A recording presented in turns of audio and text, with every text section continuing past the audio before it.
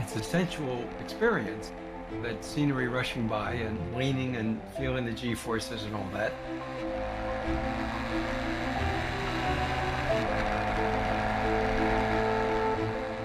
Why does a dog chase a car? There's no reason for it, but it's just programmed that way, and I seem to be programmed that way. I like to chase things, you know?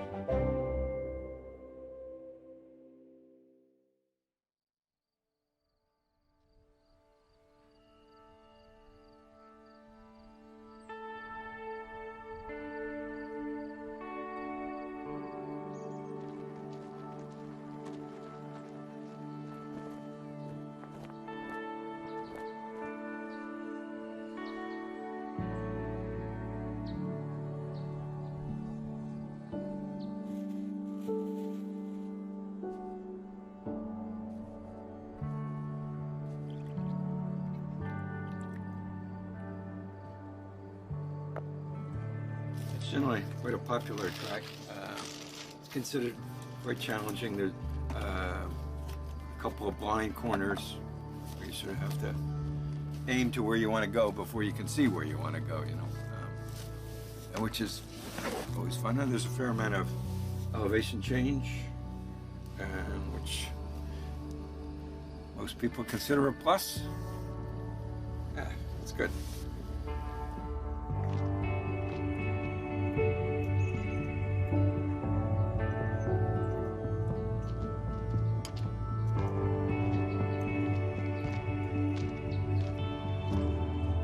You know, this is a type of bike I first rode at the Isle of Man in June of '82. Some people think that that must be a really trick bike, but it's really just a stone axe. It's simple and pretty easy to work on. I try and keep it fairly original. It's got more modern shocks on it. Some of the engine internals are more modern. Got the original ignition and carburetor on it. But a nice balance of light and handles well. You know, it has been raced fairly consistently since 1970. You've been here how many times now? I'd guess a dozen or so. I have to look at the records to really know, but. David Roper has more miles on classic motorcycles than the people who raced them at the time ever had. Since 1972, I've raced every year. I haven't missed a year since then. So I guess we're in our 44th year.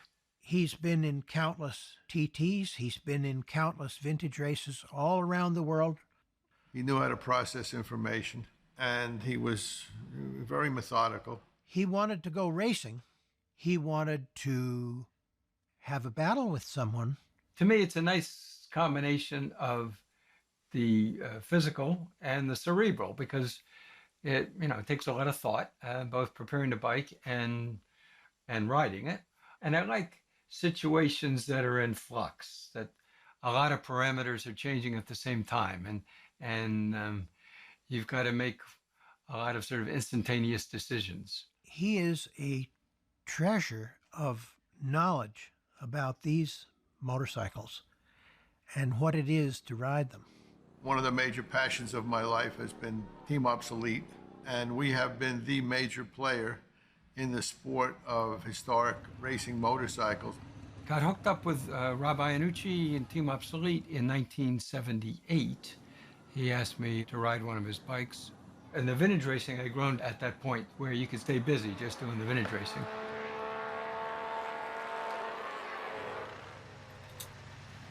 Dave Roper has got to be the most famous person here, American or Canadian. And all of us that come to this event, we've known him forever. And we walk up to him and we thank him for being here. He brings all his exotic equipment and, he helps make this event. People talk about, Dave's going to be here this weekend. Mr. Roper, you got my vote.